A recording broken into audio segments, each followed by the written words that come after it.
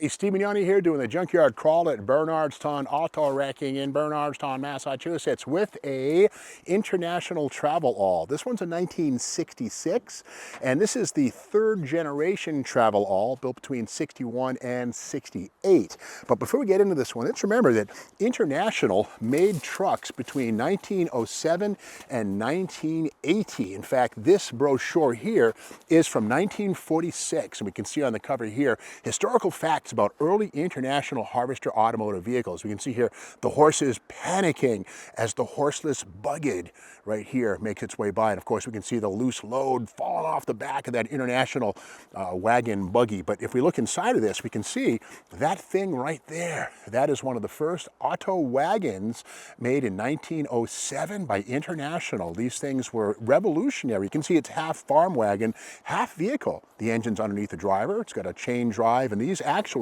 were some of the first trucks, the auto buggy. So we got to remember that International Harvester didn't just make tractors and big construction equipment. They started out making light vehicles and trucks.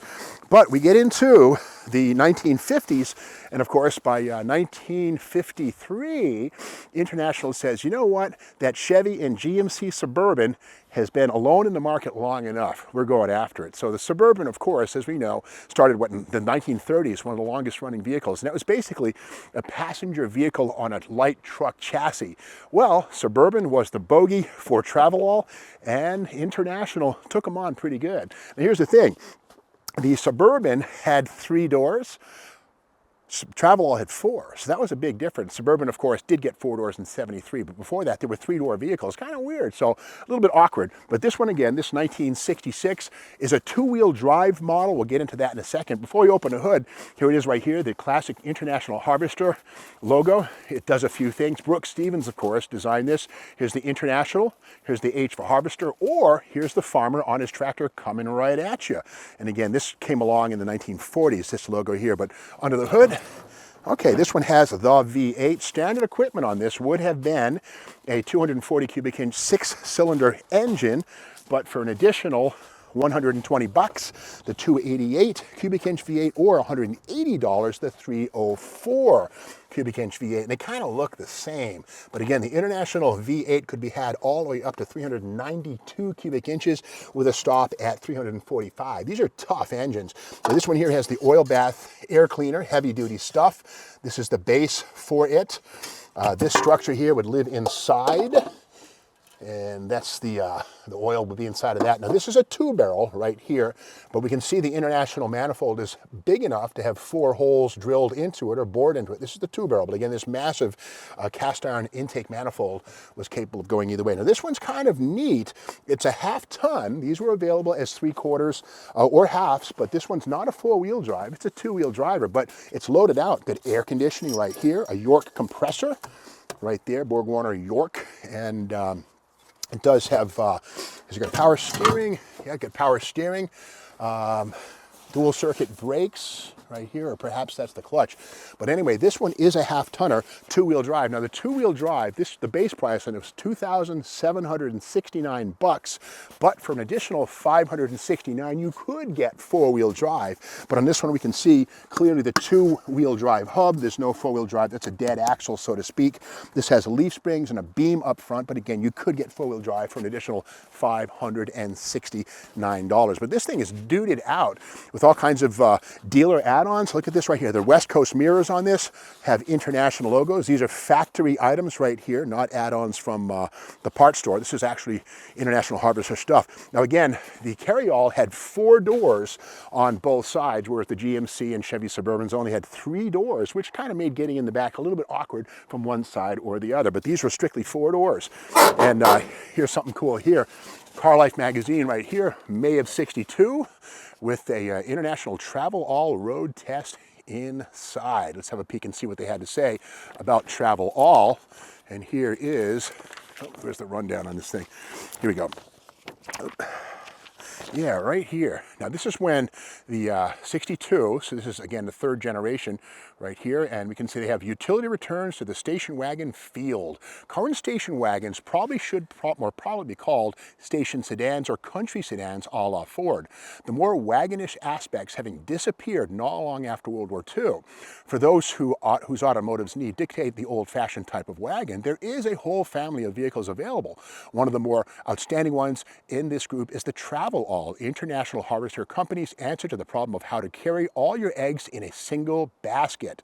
Interior dimensions are a good deal larger than those of the usual station wagon. It has a brute massiveness that implies that it cannot be broken. Indeed, after road testing one, we doubt that it would break under even the most abnormal usage. We can see the pictures. They put it through trails, they forded a stream, and did all kinds of extreme things. Now this is a two-wheel drive, this one here, the one they're showing, and on the next page they have more data here. They see here the standard transmission weighs 60 pounds, overdrive adds 30.5 pounds, the heavy-duty 3-speed weighs 126 pounds, the 4-speed 154 pounds, and the automatic 231 pounds. Again, those are all cast iron transmissions. And here on the right, inside the Travelall is enough hip, shoulder, and headroom to carry the first two squads of the Boston Celtics, or in the two-seat version, the first squad and the coach, and a gross of inflated basketballs. Kind of weird way to summarize the cargo capacity. But again, inside, we can see right here a commodious, yes, I said it again, interior, massive. These could, I believe, be had with a 3-row seating. This one is a double row with potentially room for probably 8 people if you really cram them in here. Certainly 6 or 7. The floor we can see is flat, kind of a nice no step up or step down, nice big flat load surface here. Rubber floor mats on this one, very basic stuff. And in fact, Shane, if you want, poke through the window and I'll meet you on the other side. This one has a lot of nifty features inside. Yeah, and we can see this one, okay, it's a 3-speed manual right there. So this one has the 3-speed, there's the clutch pedal down low. Has an AM radio, again it's an international item. An international air conditioner, here's the other end of that York system with the international logos. This was definitely either dealer add-on or factory, not cheap in 1966. And you see the floor right here, this block-off plate right here, tells us the same transmission stamping was used on pickup trucks and Travelalls. And with a manual transmission or 4-wheel drive, this block-off plate would be gone and you'd see all the linkage down here. So again, but another thing here, look at this, the electric trailer brake, that thing right there. This one was definitely used for trailering. This is an add-on trailer brake right there, which would allow the trailer home or the boat trailer, whatever it might be, to be more controllable as you pulled or pushed on that. And you know, other knobs and things we see here is the vent on this side here, the wipers. And here's the choke, a manual choke. This little thing right here, you pull this out, and that basically sets the choke plate in the carburetor so it has a richer cold start. Just remember to push it back in so you don't run down the street making clouds of stink behind you. Kind of cool, this one, the originality of this thing is amazing. With all this paperwork right here, here is the tag for the factory radio, the radio serial number, basically a warranty tag for that. Here is the original operator's manual for the Travelall and the pickup truck. Same basic platform, so the same manual could do double duty. Again, all the instructions on how to work your controls inside and do's and don'ts. And kind of cool, I believe this one here, the bill of sale is still here. What's this, what do we have here? This is a line setting ticket. Oh, look at this. Oh my gosh. This is the build sheet, the DNA for this thing. Line setting ticket is international speak for a build sheet, like a Corvette. And we can see here it has the frame and bumper, tubular tire carrier, etc., all this stuff right here.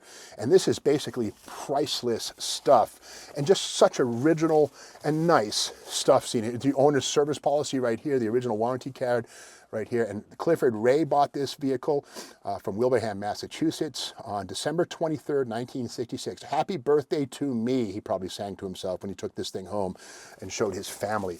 Now this one here, being a 2-wheel drive, was certainly not used for plowing, but rather we can add up some clues. That trailer brake under the dash right there tells us, as well as the air conditioning, this probably was used to haul that family around on some fun summertime trips. And here at the back, of course, here's the massive trailer hitch right here, which certainly would carry a 5-ton trailer without any trouble at all. And on the back of this, we also see the optional tailgate. Standard would have been swing out doors, like a barn door type deal. So again, the International Travelall, these were made through 1975. And this one here is a 3rd generation, built between 61 and 68. And again, lots of room. And unlike a more traditional American station wagon, a Plymouth Fury or a Chevy Chevelle, whatever, which is much smaller, you have to creep inside. These things, you could sit up tall inside. Basically, it's a light truck with a station wagon body. And again, the only competition for this thing initially was the Chevy Suburban, and of course GMC Suburban. Now there would be some competitors similar to this thing as you move into the 1970s, 80s, but again, the International Travelall, often forgotten in the buildup of vehicles. Now these things here are kind of cool. Speaking of Travelalls, here is a 2nd generation right here, 1959. And you can see it's similar, but not the same. And again, it's based on pickup truck front grille styling. And it says here, the roomier, zoomier successor to the station wagon, ideal for business, pleasure, sports, farm use. Let's take a peek inside this thing and see what they have to say. Yeah, look at that trailer it's pulling right there. That's some serious pulling capability. And again, it's a Gen 2, 58 through 60. And on the lower left, bigger, heavier loads. Wagons were big sellers, but smaller inside. We can see here on the left, the typical Studebaker wagon. On the right, that's the Travelall right there. And again, V8s or 6-bangers were optional. Now we got to remember too that International is largely known for making stuff like this. Of course, Ertl made a great model kit of the International Pay Hauler 350, a V16 powered monster earth mover. So International made big stuff and little stuff like this Travelall. So if you like this video, be sure to subscribe to the Steve Maggs YouTube channel. Tell your friends, share the video, and be sure to ring the bell so that you're aware the next video comes out, which is tomorrow morning.